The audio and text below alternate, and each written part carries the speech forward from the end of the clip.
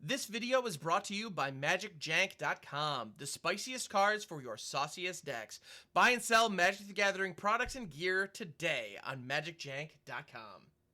What is up, Janksters? It's your boy Graham, also known as Hocks42 on the internet. Today we have a fun deck tech. This is actually a patron submission by Netzash. So Netzash, thank you so much for joining the Patreon at the Mythic tier. And thank you to all my patrons. More on them at the end of the video. But yes, thank you so much. This is an interesting one. It is a mono black deck, but it does not have a lot of kind of the usual suspects that you might expect. Granted, yes, we do have Cut Down. Yes, we have Go for the Throat. However, that's really where kind of the usual suspects end. Other than that, this deck is leveraging a lot of Wilds of Eldraine effects specifically related to enchantments hitting the graveyard. That is the Orzhov draft archetype in Wilds of Eldraine, and this particular deck that Netzash put together is using that to really good effect. Ashiok's Reaper is a card that I think a lot of people are sleeping on right now. It is a little awkward in how it is priced. It is a 3/3 for 4, which is like, I mean, Hill Giants just aren't good enough anymore. It's the sad reality is those stats are just genuinely bad at this level. However, it says whenever an enchantment you control is put into a graveyard from the battlefield, draw a card. So that actually is very impressive. And you'll note it doesn't say once per turn. So this is a powerful card draw engine. Granted, it's an engine that is our curve topper, which is maybe a little awkward. So what we need to do in order to take advantage of that, have a lot of enchantments that can hit the battlefield early, have them around, and then be in a situation where we can put them into our graveyard even after we tap out on 4 to take advantage of Ashiok's Reaper. So how are we doing that? Well, as far as putting enchantments online goes, we have cards like Dockside Chef, who is an enchantment creature. We also have the Spiteful Hexmage, which enters and puts a curse token, the curse roll token onto one of our dudes. We also have Hopeless Nightmare. Honestly, this card is really good. For 1, it enters the battlefield. Each opponent discards cards. They discard a card and they lose 2 life. Like, that alone's worth the price of admission. And then, when Hopeless Nightmare hits the graveyard, you scry 2. It's a whole upside. And you can pay 3 and just sacrifice it. Or you can sacrifice it, or the curse token, or any of these things, to Braids Arisen Nightmare. Braids is a 4-of, is kind of a no-brainer. Honestly, in this deck, the synergies are so strong. She is fantastic. This card never went anywhere. This is from Dominaria United, and it is still awesome. 3/3 for 3, at the beginning of your end step, you may sacrifice an artifact, creature, enchantment, land, or planeswalker. If you do, each opponent may sacrifice a permanent that shares a card type with it. For each opponent who doesn't, that player loses 2 life, and you draw a card.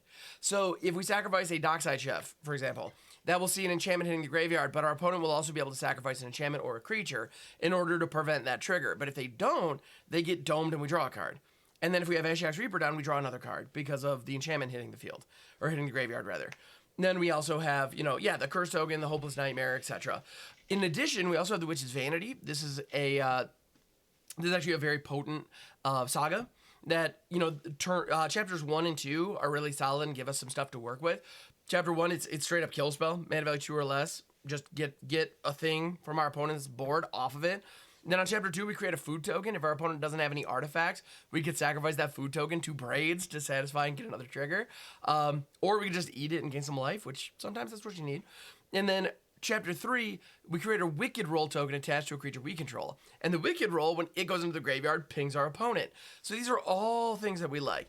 We also have Candy Grapple. Now, note, there is a situation. There's a scenario. In Arena here, if you hold full control after the final mode of a saga goes on the stack, you can sacrifice it to bargain if you are bargaining at instant speed.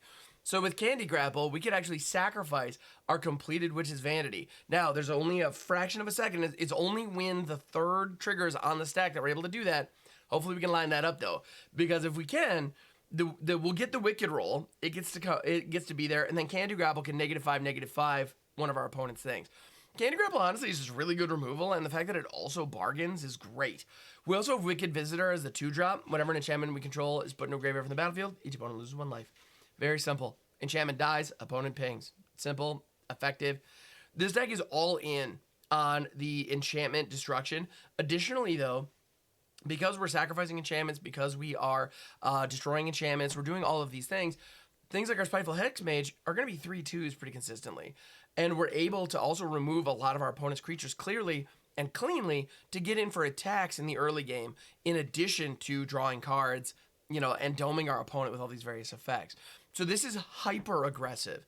The goal is, you know, and then you'll notice it only 20 lands. Now, as far as feedback goes on this deck, honestly, I do think it's quite strong where it's at. I don't know that we need to do much to change it. And the little bit that I have played with it, it's worked very, very well. So I think we're going to have a good time with it. I'm looking forward to showing it off to everybody. But yeah, so Netsash in general, I think you're onto something here. It looks really good. Yeah, as far as the lands go, like adding Attack Anuma is basically a free roll. So like, that's something that we could do. It also might be worth it to splash it for one of the creature lands just to get a little extra reach. You know, put a couple green lands in here and then also get the Restless Cottage, for example. That's an option. We could try that. I don't know that it's necessary, but it might help. So, yeah, but otherwise, it's very straightforward. This is meant for best of one. You'll notice we don't have a sideboard. That's something that we can tinker with, but it is intended for best of one ladder play. So let's see what we can do out on the best of one ladder. This hand looks pretty solid. I really like Spiteful Hexmage on 1 and do a bargain Candy Grapple on 2 if they give us a target.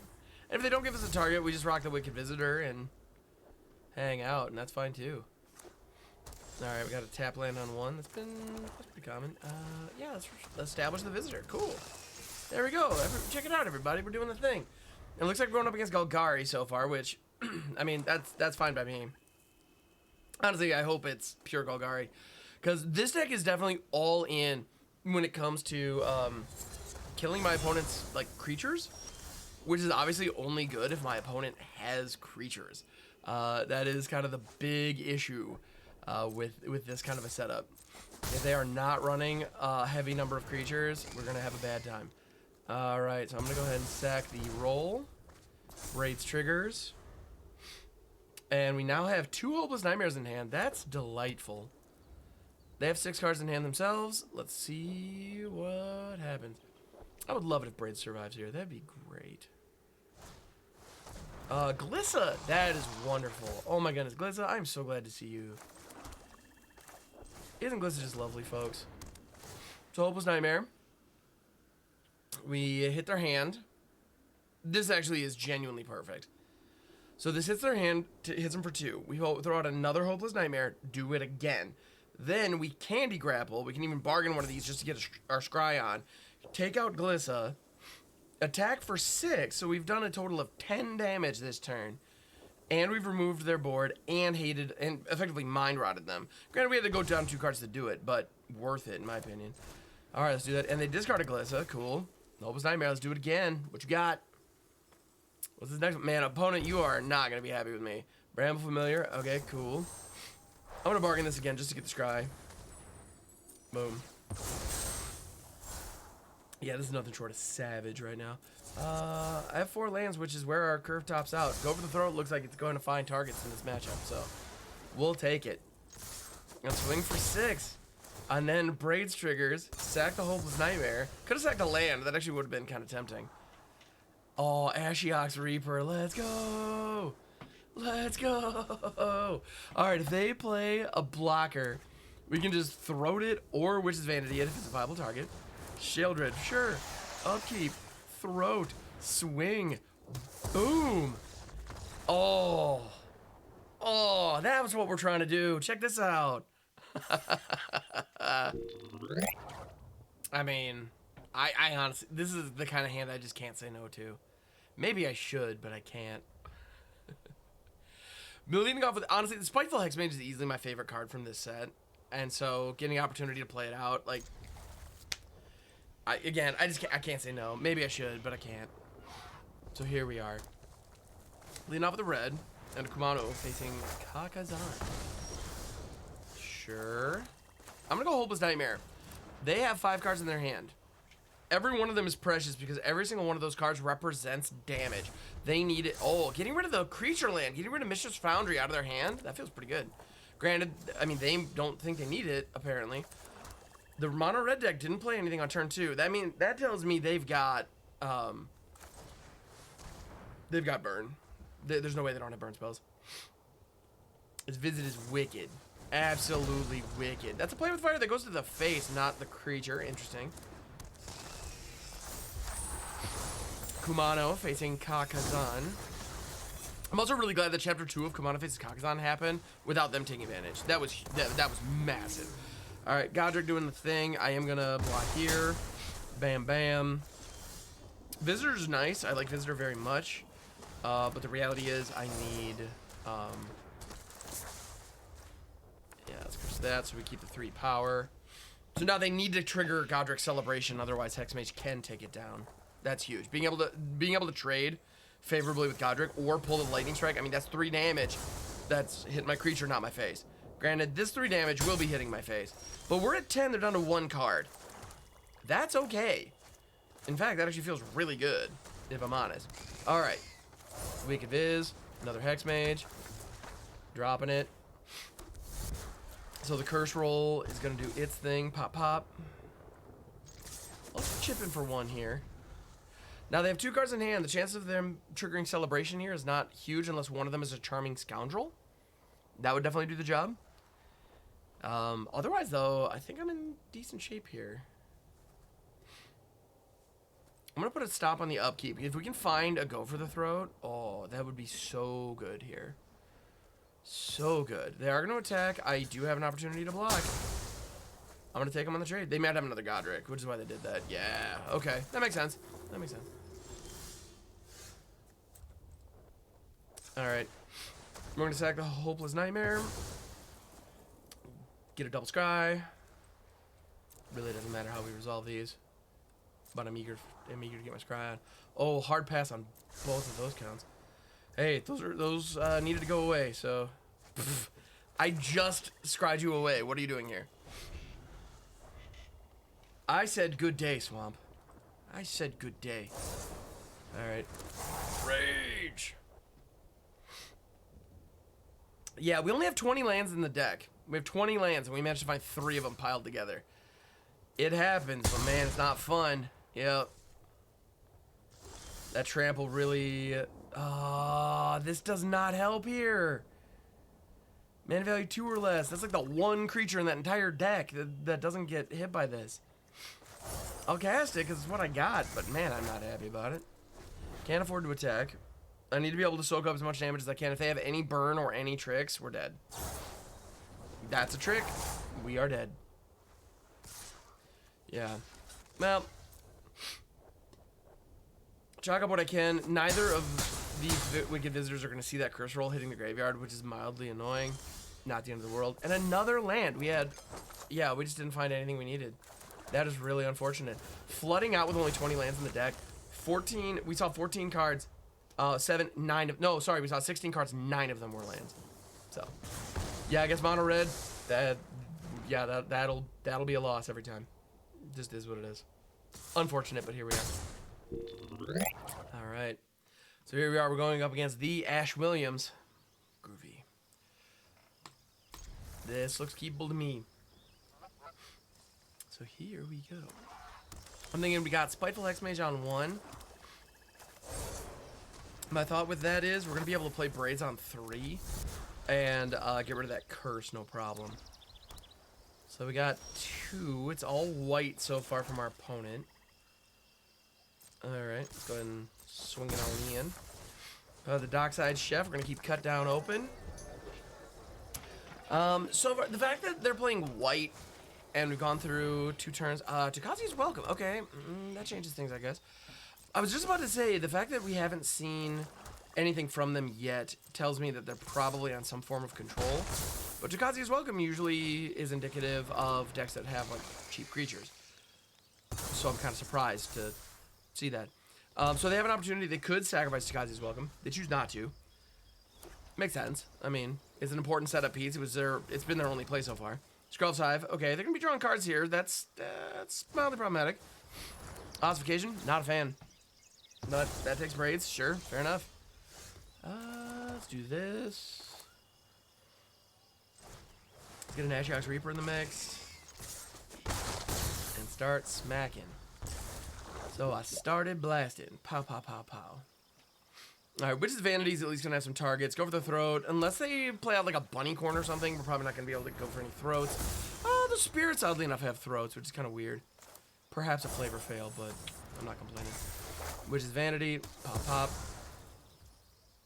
And then punch in for a fair amount of Demouge.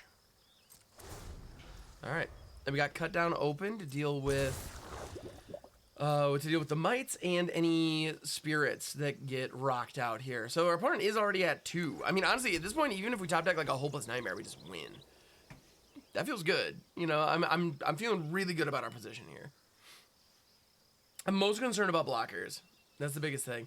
They have 4 cards left in hand. They have plenty of lands. Honestly, I don't think they have any outs here. Yeah, Hallowed Awning, sure. Boops out a dude, sure. And step, I'm just gonna cut that down. Yep, that'll do it. All right, feels good. All right, so I've made a few tweaks, and this is kind of my take on this deck. Now, you'll notice I didn't change much, honestly. What I did was I reduced the number of Ashiok's Reapers. Now, in the previous deck tech, I mentioned possibly getting the Restless Cottage in here, because that card is very good. I realized, though, that adding a splash when we have so many cheap cards that require black mana, it made more sense rather than splash green just to be able to activate the Restless Cottage. I figured Mishra's Foundry does what we're looking for, and it's a little cheaper and easier. So this gives us a little bit of reach into the late game if our opponent wraths our board, and we just need a couple extra points of damage. So that was my idea there. Now you'll notice I went from 4 Ashiok's Reaper down to 3. I feel like it is an important piece for grindier games, but it's not that much, not that important day to day. You'll notice in the games that we won, we didn't really play it much. Meanwhile, Braids has been absolutely clutch, so I kept that to 4.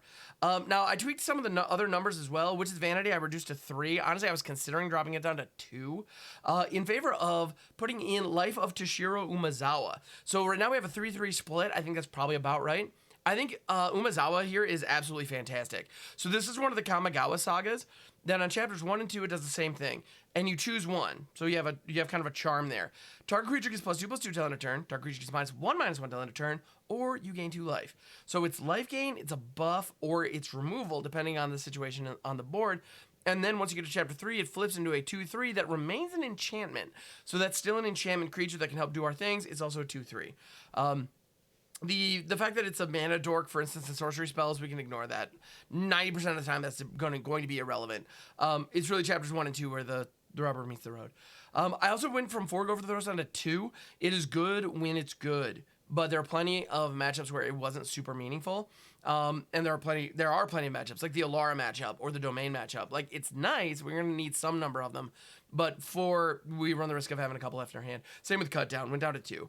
And Candy Grapple, we got 3. I also added Duress. So this is a best of 1 game.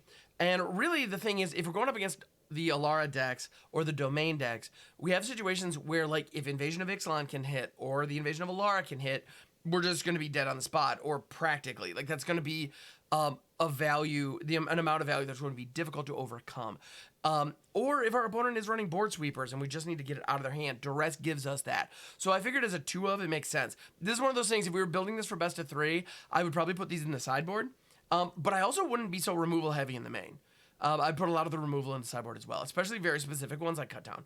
Whereas Candy Grapple, the bargain is worth it anyway. Like, there are situations in which we might even want to Candy Grapple, like, our own Dockside Chef just to get some crazy triggers. You know, that's okay. So that one, yeah, it synergizes well enough. The other card I added was Corrupted Conviction. My thought with this is it can draw us cards. It also eliminates the effectiveness of a lot of our opponent's removal. If they go to kill our Braids, for example, or try to exile our Braids, we can just sacrifice or turn into 2 cards. Additionally, like I mentioned, Dockside Chef is an enchantment. The Umezawa, Memory of Toshiro is an enchantment. The Spiteful Hexmage might be putting the curse enchantments on stuff. If we have the Reaper and the Visitor going, being able to just paying 1 mana, sacrificing something, and then getting those triggers by either it itself being an enchantment going to the graveyard, or the auras attached to it going to the graveyard, or both, ideally, then it helps us just do the thing. And it draws us cards in the process. drawing 2 cards is a big deal, and that's usually worth. Honestly, drawing 2 cards is worth a creature, especially if the creature was gonna die anyway. Which, let's be honest, it's a hostile world out there. It's gonna happen. So I figured having a couple of those in our back pocket could be useful. Now you'll notice that is redundant with the Dockside Chef's ability. The key difference is the Dockside Chef requires you to pay 2 in order to do it, whereas Corruption Conviction is only 1. Granted, Corruption Conviction, you're going down a card to do it, so it kind of nets the same. But I figured some redundancy on that, so we have 6 different sack outlets. Could be useful. So that was my thought. Let's run this one out and see how we do. This looks great. We got 3 lands. We got Foundry, Hexmage, Candy Grapple. Let's go. So turn 1, we're going to have a Hexmage. Turn 2, we can curse. You know, turn 1, we play the Hexmage. It curses itself. Turn 2, we curse the previous Hexmage. Or we keep Candy Grapple open, depending on if our opponent gives us something to... Honestly, actually, so they're on the play. There's a high likelihood they're going to put a creature down. Oh, and we got Braids now. Let's go. This feels good. Yeah, by all means. Get cursed, sucker. Yeah, now it'd be so cool if they play like a Bramble Familiar or a Loam Speaker here, because then we'd be able to grapple it and smack them for 3. That'd be rad. No, you're not gonna do it. Okay, fair enough, opponent. All right, I'm gonna play out the Hexmage. If they kill this Hexmage in response, so be it. All right, cool. And we still have Cut Down open. It's probably not gonna find a target, given what we're seeing so far. And they kept 2 mana open. I'm kind of surprised if they had... Oh, Herd Migration. Yep, okay. Yeah, I should have saw that coming. Honestly, with how much... Is this the Alara deck again? Like, I've only done a handful of games in the ladder today, and the Alara deck has been a shocking percentage of the matches. Like, way higher than I would have guessed. Which has me really surprised. But, so be it. Stomper. Okay. Oh, it's not the Alara deck. Alright, cool. It's just the classic domain deck. It's gonna go grab a land. Cut Down's not gonna find a target here. Braids, what up? Right. So we're gonna slap. Now, we can throw Braids, or we can keep open Candy Grapple off the assumption that they're gonna be playing the Invasion of Zendikar and attacking. I'm gonna throw Braids instead. I'll select enchantment. Give him the dome. Pop. Now the Invasion of Zendikar is probably coming out here. At least that's what they want to cast. Whether or not they have it, we'll see. Actually, if they have it, they probably would have ripped it by now. Let's see. Landline Binding. Okay. So be it. Gotta go after Braids there. That makes sense. Oh, and then nothing. Let's go. I'm liking where this is going. Pop. Let's just stick an Ashiok Reaper real quick. They got 5 lands.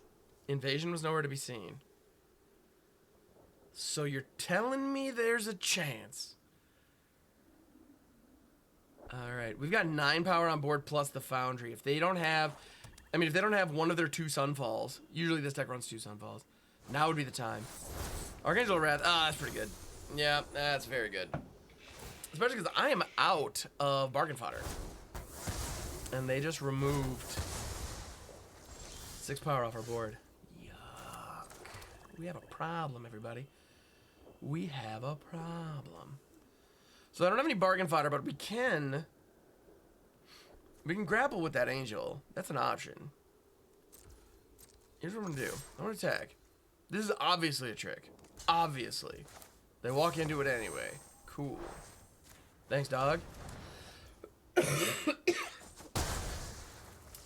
Doink. And there's Braids. Do we sack a land here? I think we sack a land here. Because if they sack the land... I mean, they're doing fine on mana, but if they sack the land, they're further away from Topiary Stomper going online.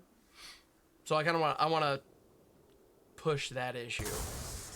They are gonna... Oh, they sacked the forest, not one of the plains. That tells me they probably have... probably do, in fact, have that Sunfall. These cut downs feel real bad in our hand. That's why I actually took 2 out. Think about those beans. Here we go. Up the beanstalk. Cards are real good.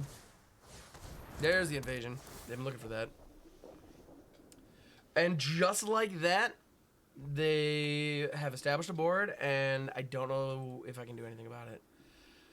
Yeah, the lack of enchantments on our end proved very problematic. I mean, if they attack here, which I mean, they're going to, we could block with Braids, but then like that's just a chump block. So yeah, get your 4/4. Yeah, this is mooey bad. This is mooey terra bad.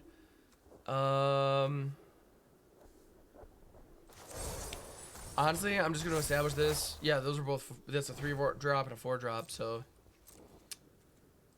no viable targets there. Here we are. I am going to sack this though. They have an opportunity to sack an enchantment. They could sacrifice their ley line binding because the legendary rule. Oh, they sack their beanstalk? Okay, cool. I am so cool with this. Yeah, they sacked up the beanstalk. Let's go.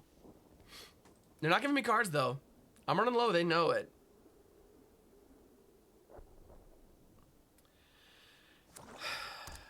Darn cutdowns. Killing me, cutdowns.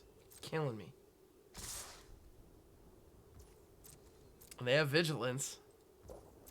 2 4/4s versus 2 3/3s. This doesn't feel good. Oy. Yep.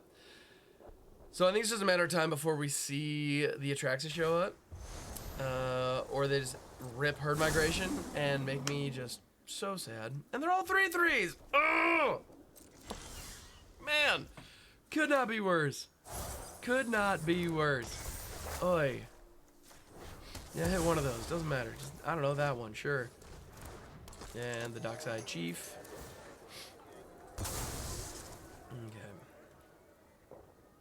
This is where the sack Leyline Binding, because the legend rule is going to have me sacrifice the Braids that's under there anyway. Like, them giving me Braids back is not a big deal.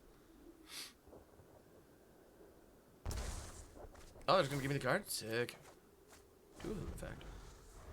At this point, they have too much crap online. I can't imagine a world in which I come out of this.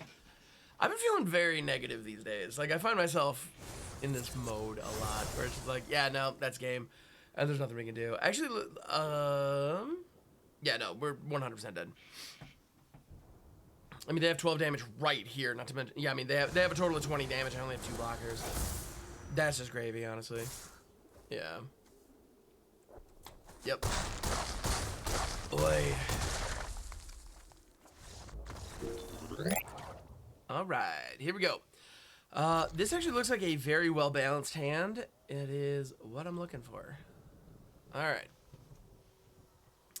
So I find it interesting. We've played a number of games with this deck so far, both variations of it, and I find it really surprising because I feel like 90% of the time when I'm just messing around on the ladder, I'm going up against mono red or like mono white soldiers. Like everything is super low to the ground, super fast. And man, since picking up this deck, it has very much felt like, oh, here we go. It feels like every deck we're going up against are these like super huge, like value piles. It's really weird. Yeah, Virtual Persistence gets to go. Yeah, I feel like we've been going up against the Domain deck. We've been going up against, you know, the Invasion of Alara decks. Like, I've been seeing those a lot, and it just, I don't know, it seems awkward to me. You know, like, I swear, that never, Circuit Mender? Okay, that's... Yeah, they're gonna draw the card here, but it's gonna just get that thing off the field. Not much, but... It is what it is. Ashiok's Reaper. Yeah, we're out of gas right now. And they have Terra Sunder, so if they hit the land, they can kick Terra Sunder and exile the Reaper. And we find... Spirit Lily. Alright. So here we go. I'm going to send what I can. I'll be very surprised if the Reaper doesn't get exiled here. Very surprised.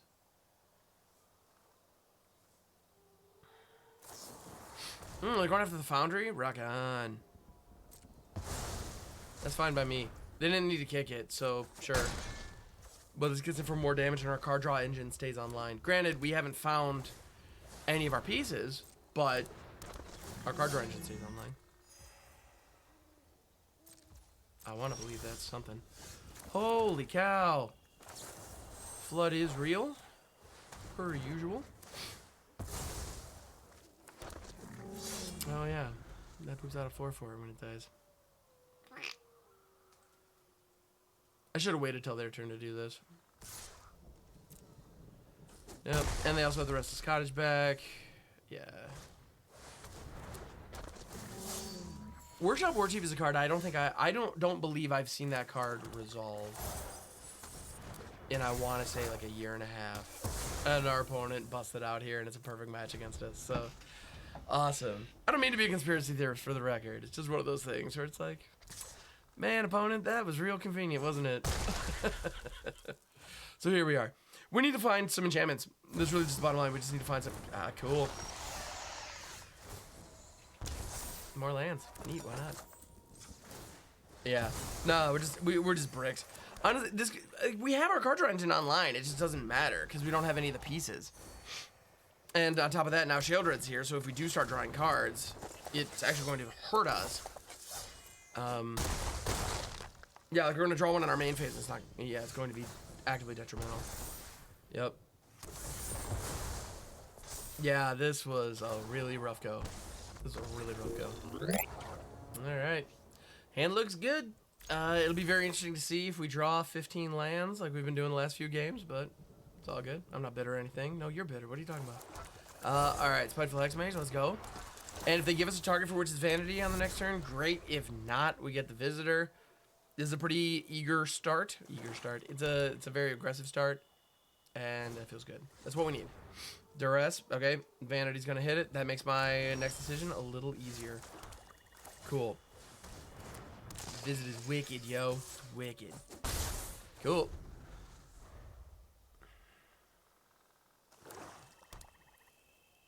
So they're playing Mono Black as well. Corrupt Court Official. Sure. This land can hit the bricks. I'm not too worried about it. Life of Tishiro Mizawa is kind of rad here. But I'm not going to worry about that just yet. I really want to establish Braids. So we're just going to attack with the Visitor. They can block it if they want to. They can leave their friends behind. Because friends don't dance if they don't block. I don't know. Yeah, here comes Braids. Gives us an opportunity to attack enchantment. We get a Viz trigger. We draw a card. Doing things. Things are good. Now, there's a high likelihood they're going to play they're going to attempt to kill Braids here. Or successfully kill Braids here. But now we have an extra, so that's great. They're going to Dread Fugue, pay 3, Life of Tishiro Mizawa or Braids. Your call, dog. Yeah, they're going to get rid of the Life of Tishiro Mizawa. That makes sense. I mean, because, well, we already have Braids down, so what can you do? I kind of almost want to sack Braids here, right? Is that stupid? That's kind of stupid, right? I'm gonna sack a land. I don't know if that's correct, but let's put some pressure on. Give up your resources or give me cards. Your call. Your call, dog. What you got?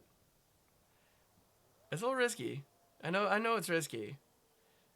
But if they're trying to get up to a Sheoldred, I don't want to let them have it. Is really kind of the name of the game here. All right. Got another Spiteful Hexmage in the house. That feels great. I like that. There's 4. I'm going to rock down the Shelly. I'm just assuming. I could be wrong. I often am.